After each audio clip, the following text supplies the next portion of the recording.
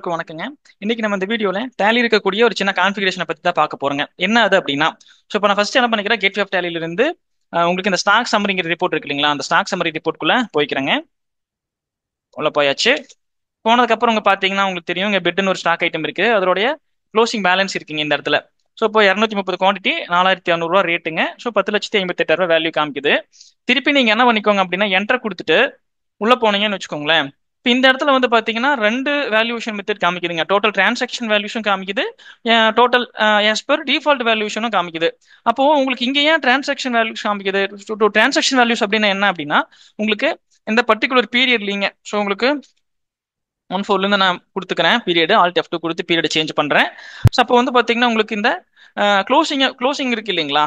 So 1/4 இருந்து நடக்கக்கூடிய அந்த டிரான்சாக்ஷனுடைய க்ளோசிங் இருக்கு இல்லைங்களா. ஸோ அந்த டோட்டல் க்ளோசிங் வந்து பாத்தீங்கன்னா எவ்வளவு அப்படிங்கிறது உங்களுக்கு காமிக்கும் இந்த இடத்துல. டோட்டல் வந்து அவுட்வேர்ட் எவ்வளவு, அதோடைய டோட்டல் டிரான்சாக்ஷன் க்ளோசிங் எவ்வளவு வந்திருக்குதுங்கிறது உங்களுக்கு transaction values காமிக்குங்க.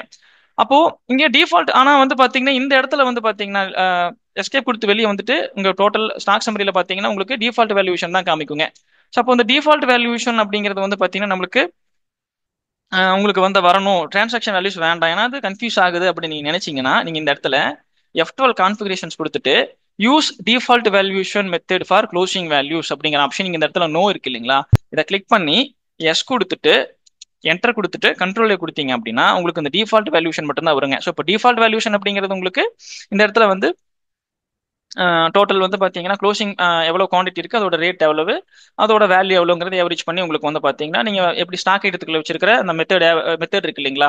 So costing method base பண்ணி உங்களுக்கு வருங்க. ஸோ அப்போ இங்க இருக்கிற டிஃபால்ட் வேல்யூஷன் மெத்தடும் நம்மளுக்கு இங்க இருக்கக்கூடிய ஸ்டாக் சம்மரி ரிப்போர்ட் வந்து பாத்தீங்கன்னா இப்போ உங்களுக்கு வந்து மேட்ச் ஆகுங்க.